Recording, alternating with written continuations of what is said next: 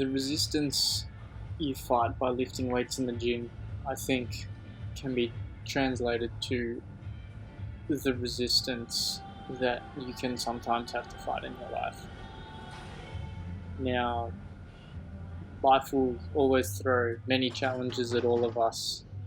I don't for one second believe that life is easy, and I feel like all good experiences and rewarding experiences, things with challenge, seeking to do things that are hard and that will challenge yourself. I thoroughly believe that improves your life and lets you live a life that you are happy with, and you will feel a greater sense of accomplishment about your life if you actively choose to seek out these harder tasks.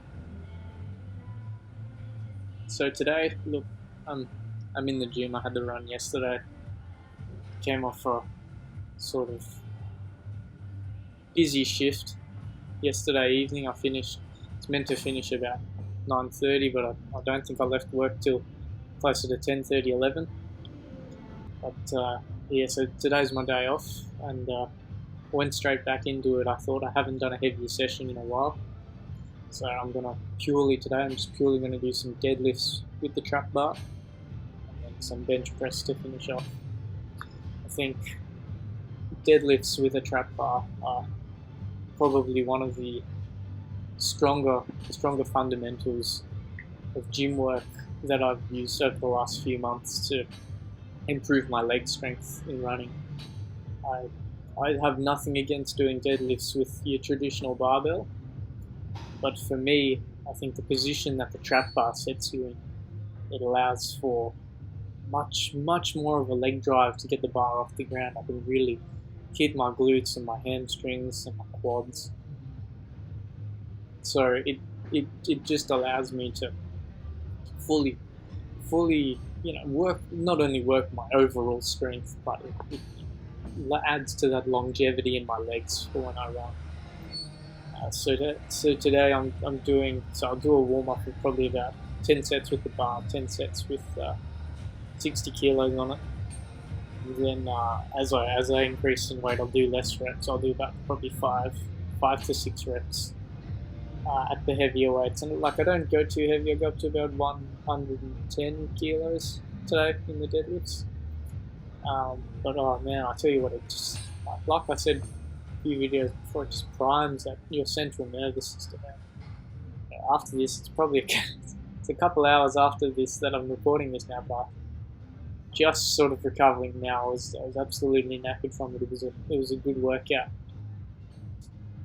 But just to get back to my point from before, I think a lot of challenges you can create for yourself with exercise or goal-driven workouts and things along those lines, I think that can help build you into a more resilient person.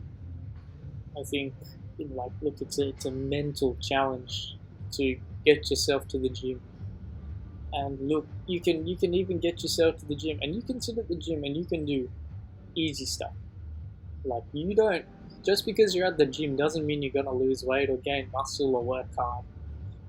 That's not the case. You have to put the weights on the machines yourself, and you have to bang out the reps. Like, it's easy for me to say, yeah, I'm gonna go to the gym today, and I'll sit down and I'll do some deadlifts today. I'll sit down and I'll just do a couple kilos more than my warm-up weight, and say that I smashed a set, and I'm pat myself on the back saying I came to the gym and I did deadlifts. I think having that mental battle of look, I'm coming to the gym today. I know I was busy yesterday and I was tired yesterday, but I slept well. I'm gonna come to the gym today and I'm gonna lift some heavy weight. I'm gonna test myself. Because I know afterwards I'm going to be feeling a lot better, and I know that the strength training I'm doing is just going to add to, one, my overall health and longevity, and two, improve my running in this aspect as well. So yeah, look, that's why I love exercise. Not only running, the cycling, swimming, gym, like all exercise. I believe it's challenging and achieving your goals and setting goals and making your workout plans. Say you're targeting a 100 kilo deadlift or 100 kilo bench press or something like that.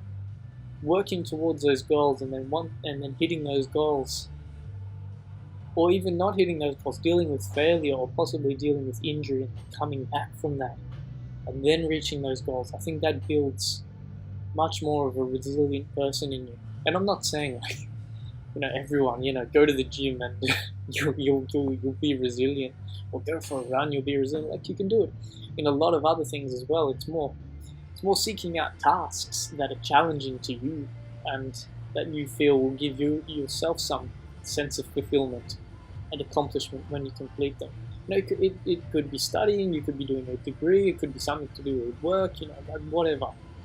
But yeah, I believe that if you seek out things that are harder, your life will be easier, rather than if you're at home and you're sitting on the couch, or you're just watching Netflix and you're not striving to do anything hard for your day, or have any challenges for your day.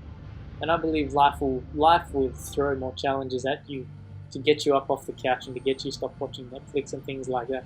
So I believe if you seek out those challenges, one, life's probably not going to throw as many of its challenges at you, and two, when life does throw challenges at you, you're more equipped to deal with them because you have become used to failure and then overcoming failure and not being beat down on it, and looking at different situations and then problem solving to get yourself out of those situations through your previous experiences in failure.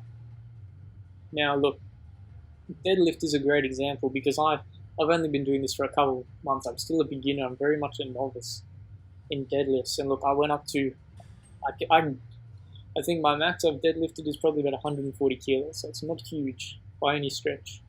But I got up to 110 here, and I felt really good for the first set. Really good for that first set of 5. Then I took about 5 minutes break in between that set. I came back for the second set. It felt really horrible. I felt really tight in my back after that second set. And I know from previous experiences, coming back to doing a third and fourth set on that weight, when you're not feeling even 80%, probably feeling about 70% on that second one, can really bugger up your back and really get tight hammies. So I just did the 2 sets and then I dropped the weight and then I did some more sets of 90 kilos. So I'm still getting the sets in I want to get in, but I'm not going over the top with my weight because I know that if I do that, I'm going to throw my back out. I'm going to have a really bad week of training, and it's not worth it just for the one exercise. I've learned from my mistakes. So still got to lift heavy, still got to bang out some reps at a heavier weight, but definitely not overdoing it, but not skipping out on my reps at the end of the day as well. I'm sure if I'd really kinked my back or done something like that, I'd stop completely. But I just knew that I was starting to get a little bit tired. I thought, look, if I keep pushing this, I know where this is going to go. I'm going to be at home. I won't be able to get off the couch. Be tight in the back. It will affect the rest of my week. So I stopped. And then look, I had bench press for the second half of my workout as well. Unfortunately, being a bit of an idiot and still a bit of a novice, I didn't charge my GoPro 100% last night. But up until here, I was filming about 45 minutes, and it cut out sort of halfway into my set, so bench press. So I got up to 60 kilos on the bar. I did 3 sets of 6 reps at 60 kilos, and then I did 1 set of 4 reps at 70 kilos, and 70 kilos is pretty much my max. I weigh about 70 kilos, 72 kilos. 70 kilo bench for me is pretty heavy, so I did 4 reps at 70 kilos, and then I came back at 50 kilos and banged out 10 reps at 50 kilos to finish off my session. But it was a good session. I definitely feel strong. Look, like I said before, I believe that that squat, bench, deadlift, to definitely build strength and to hit strength, and after this, you definitely get that boost in testosterone, and it will, inadvertently improve your the other muscle growth as well, just through that hormonal response and the nervous system response to hitting heavier weights and really pushing yourself to almost exhaustion. So I definitely think that will benefit me. I'm going to try and do one of these sessions probably about once a week, whether it's deadlift and bench, squat and deadlift, or squat and bench, something like that. I'll still do chest days, I'll still do leg days, but I think I'll have a day where I'm just doing sort of heavier lifts and, you know, stuff like that, because sometimes I find on, you know, chest days or leg days you're going for more reps rather than strength, and I think you can sort of burn yourself out while you're trying to hit the reps and max out, and then, you know, you compromise your form and so forth. So look, it was good. I really enjoyed this session, and it was, you know, good after a long shift just to get it out there and, you know, burn off a little bit of that frustration that I felt from my day earlier, which again, you know, that's another thing exercise is great for. So yeah, look, I think strength training is fantastic and definitely some benefits in your life, but you have to have that indomitable will to make yourself do it, and not bend to being lazy and not bend to that voice in your head that's telling you to quit or relax. So yeah, that's enough from me, guys. Cheers, have a good one.